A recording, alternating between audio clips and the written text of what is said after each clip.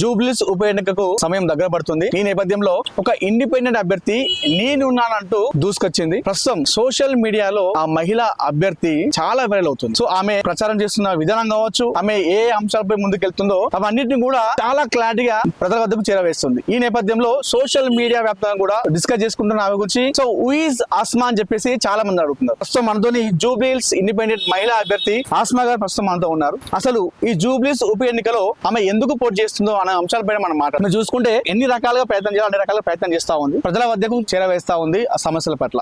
So మనం చూసుకుంటే ముఖ్యంగా నిరుద్యోగ సమస్యల పైన ఎక్కువగా ఆమె గెలవతా ఉంది. సో గ్రూప్ 1 లో ప్రిలిమ్స్ మెయిన్స్ హాల్ టికెట్స్ నిగ్గు తేల్చిన టీజీపీఎస్సీ అక్రమార్కులకు చోటు, అదేవిధంగా గ్రూప్ 1 లో జరిగిన అక్రమాలపైన అఖిలపక్షం సమావేశం అంటూ, అదేవిధంగా గ్రూప్ 1 లో దొంగ ఈడబ్ల్యూఎస్ సర్టిఫికేట్ల పాపం పండుద్ది అని చెప్పేసి, అదేవిధంగా గ్రూప్ 1 లో అక్రమంగా అధిక సంఖ్యలో ఆందోళన అని చెప్పేసి సో నిరుద్యోగ సమస్యలపైన ఈ మహిళా అభ్యర్థి చాలా ప్రయత్నాలు చేస్తూ ఉంది. సమస్యలను ప్రభుత్వం ముందు కావచ్చు ప్రజల వద్దకు చేరవేస్తా ఉంది.